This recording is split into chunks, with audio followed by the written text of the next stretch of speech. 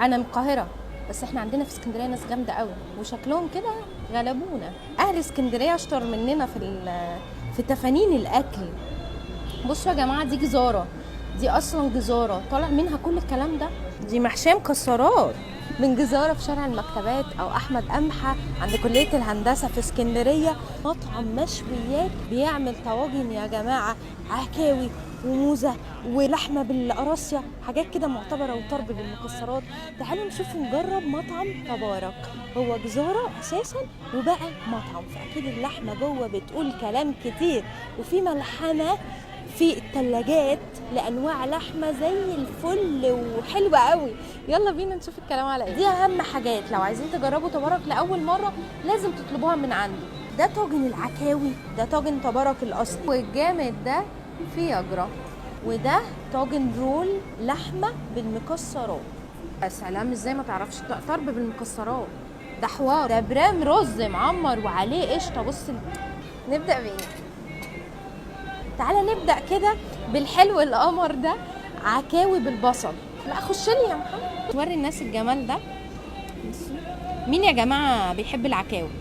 العكاوي دي للأكيلة. ازاي اوصف لك يا حبيبي ازاي؟ الله ما شاء الله. بص، العكاوي دي يا جماعة بتتاكل على طول بالايد، بتمسكها كده من هنا وتاكل. عكاوي بتتاكل كده، وعيب تاكلها بطريقة، عيب. مفرد عكاوي ايه؟ عكوة. تمسكي العكوة كده، خراش. البصل مع العكاوي تحفه. الاكيله الصح بيعملوا ايه بقى؟ يعملوا كده ويعملوا كده، بيحطوا شويه بصل من التغذيه الحلوه دي بالصلصه، وبسم الله وكل بقى. ده طاجن تبارك، هو من فوق فريك كده. تعالوا نشوف جوه في ايه. ايه ده؟ لا، طاجن تبارك ده اللي فيه اللحمه. بص يا خراش على الريحه. انا هفتحه على طول، بس النبي اخد حته كده. انا هاكله زي الكفته، نجرب. من الواضح ان اهل اسكندريه اشطر مننا في تفانين الاكل. بصوا يا جماعه، دي جزاره، دي اصلا جزاره طالع منها كل الكلام ده. احنا عندنا ناس جامده قوي. طاجن تبارك ده، لا ده عظمه قوي. محشي فريك، الرول لحمه محشيه فريك متبله تتبيله، التتبيله بتاعته مسكره قوي. ده برضو رول. طب هو ايه الفرق بقى؟ التخديعه، ده بفريك ودي تخديعه.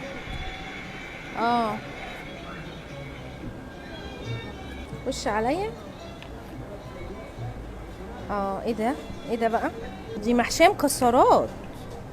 رول لحمه محشي مكسرات. ده نفس رول اللحمه بتاع تبارك الملفوف، جواه مكسرات، مطبوخ في تخديعه خضار. تمسك الرغيف العيش يا حبيبي كده، تحط كده من التخديعه الحلوه دي، تحط. اللي بعده طاجن فياجرا. بصوا بقى، هو الطاجن ده كله حلويات لحوم. في ايه بقى؟ في كوارع، في مخاصي، وفي كمان حلالي، والنخاع كمان معانا هنا.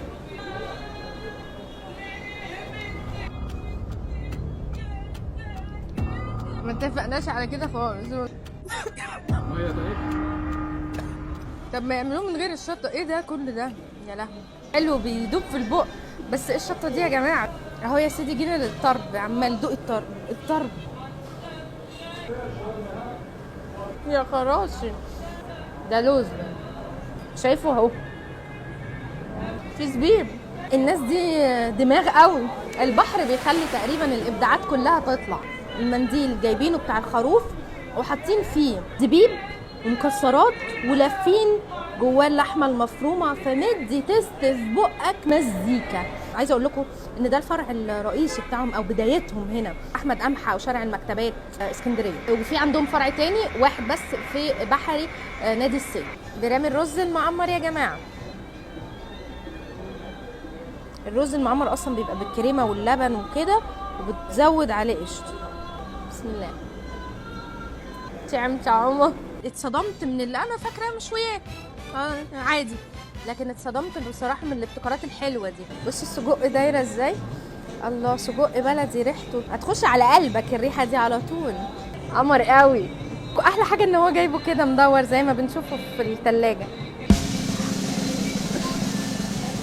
يلا ندوق.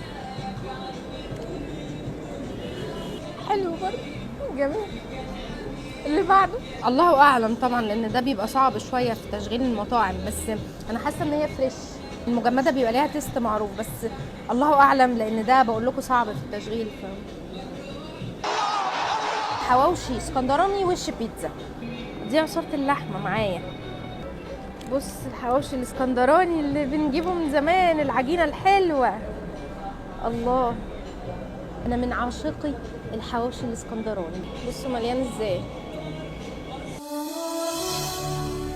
انا نفسي اوريكم اللحمه. بصوا كده لوحه فنيه، وربنا شكله يغني عن حاجه. بس كده. دي كانت تجربتنا النهارده من تبارك. تبارك ليه فرعين زي ما قلت لكم. هو اصلا كان جزاره وبعدين فتح مطعم مشاوي وطواجن عنده رهيبه، وانا متاكده انه هيعجبكم، برشحه لكم 100%. بس خلاص، باي باي. الشاي بتاعنا. ايوه نصب. ماما متضايقه قوي مني عشان عماله بوقع الشاي.